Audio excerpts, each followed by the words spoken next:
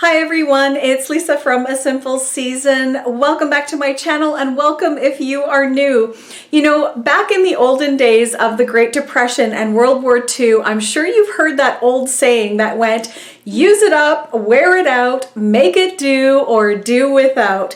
And that type of advice was necessary during that time period. And if you ever knew your great-grandparents or your grandparents or that were old enough to live through that time period, I'm sure you would know that that is a saying that they pretty much had to live every day.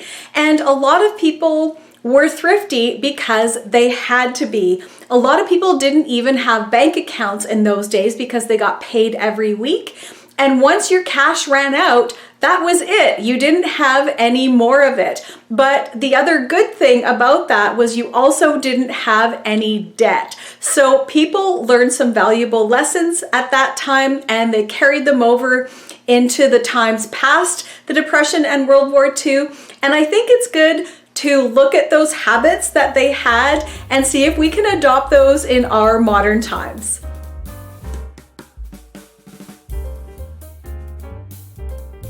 The first thing is if you didn't either hunt or raise your own meat, meat could be very, very expensive. So what some people did, if they could, was stockpile processed canned meats, and they used those.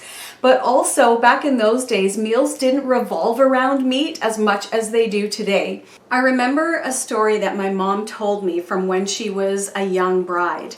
Her and my dad got married in the 50s in Italy. And my dad, who was born in 1928 and lived through the Depression and World War II and all of that, he decided to come to Canada and look for a job and basically start a life with my mom.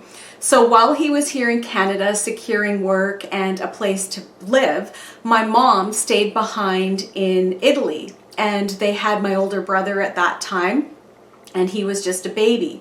So while my dad was here, my mom in Italy would often take the baby to my dad's farm to visit his family, so to visit basically his mom and his grandmother.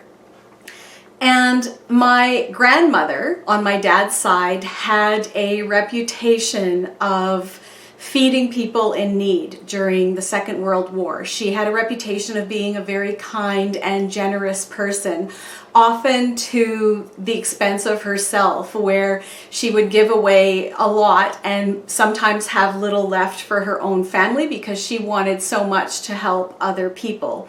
And my grandfather used to tease her, and he used to call her il treno mercato, which is literally means she's a merchant train, because she would pack up her baskets and a mule or horse or whatever it was that she had, and she would go down into the town and she would give out food to people.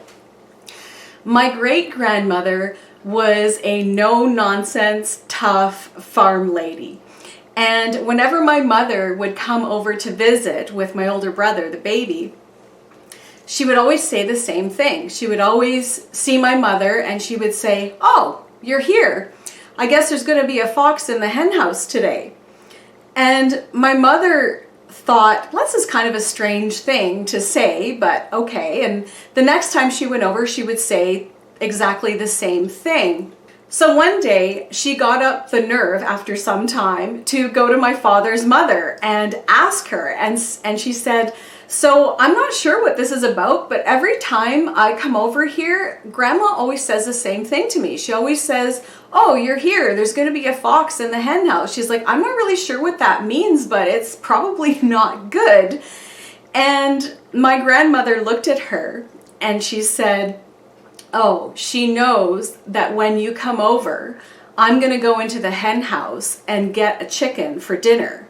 And she's going to be down a bird from her flock." So all of that to say that my great-grandmother was very aware of what it took to raise a chicken and the time it took and the energy it took to have that bird go from the chicken coop to the dinner table. And even though times were better by then and there wasn't rationing anymore, she was very judicious with her resources, and she wanted to make sure nothing was being wasted and things had to be a special occasion in order to use precious resources. So that is something I feel like is something we could be more aware of today, because I'm just as guilty of that, because I go to the grocery store and most of the time, with very few exceptions, I do tend to find what I need when I want it. Sometimes I don't, but it's not very often. And I think in those days, people were very aware of things just not being so abundant, and you had to produce a lot to get food on the table. So I think that is just something that maybe we could just be more cognizant of, so that we know where our food comes from. Foraging was very common in those days. Dandelion greens and rose of Sharon for salads. People dug up wild onions. They foraged for blackberries. And this was very important because it often turned very simple meals into something more substantial. And that's something that we can obviously do today as well. Next, people had an alternate way to cook food. Most people in the 30s and 40s had some kind of a cook stove, either gas or electric. But gas was rationed during the war and electricity was increasingly more expensive. So people were using alternate methods to cook their foods. Open fire pits, if you had a rocket stove, anything of that description that you could use as a supplement energy source to cook your food, that's always a good idea to have something like that for us as well.